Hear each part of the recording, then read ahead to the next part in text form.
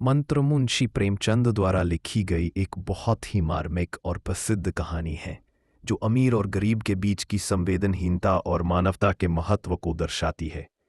एक शाम doctor Chadha golf खेलने जाने की तैयारी कर रहे थे। तभी बूढ़ा भगत एक डोली में अपने मरनासन्न बेटे को लेकर डॉक्टर के बंगले पर आता है। बूढ़े भगत ने हाथ जोड़कर डॉक्टर से जीवन दान की भीख मांगी, लेकिन डॉक्टर चड्ढा को अपनी गोल्फ पार्टी की जल्दी थी। उन्होंने बिना देखे कह दिया कि यह समय मेरे काम का नहीं है और बूढ़े को भगा दिया। रात होते होते इलाज न मिल पाने के कारण बूढ़े भगत का बेटा मर जाता है। कई साल बीत जाते हैं। डॉक्टर चड्ढा का बेटा कैलाश अपने जन्मदिन पर दोस्तों को सांप का खेल दिखा रहा होता है। सांप के खेल के दौरान अचानक एक जहरीला सांप कैलाश को काट लेता है। डॉक्टर चड्ढा अपनी सारी डॉक्टरी विद्या और धन लगाकर भी अपने बेटे को बचा नहीं पाते। पूरे बंगले में मातम छा जाता है। रात के समय बूढ़ा भगत डॉक्टर के बंगले के पास से गुजर रहा था।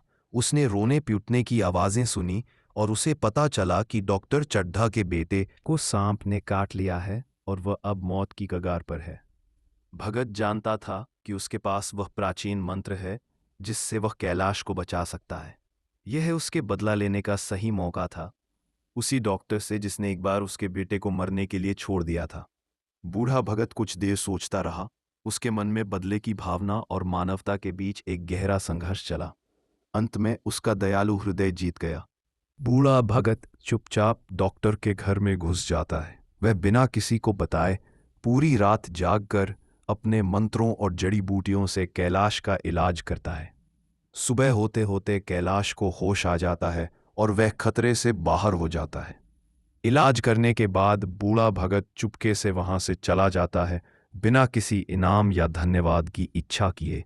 जब डॉक्टर चड्ढा को पता चलता है कि उनके बेटे की जान उसी गरीब बूढ़े ने बचाई है जिसके बेटे को उन्होंने एक बार अनदेखा कर दिया था, तो उनका अहंकार टूट जाता है। उन्हें अपनी गलती का एहसास होता है और उनका हृदय पश्चाताप से भर जाता है।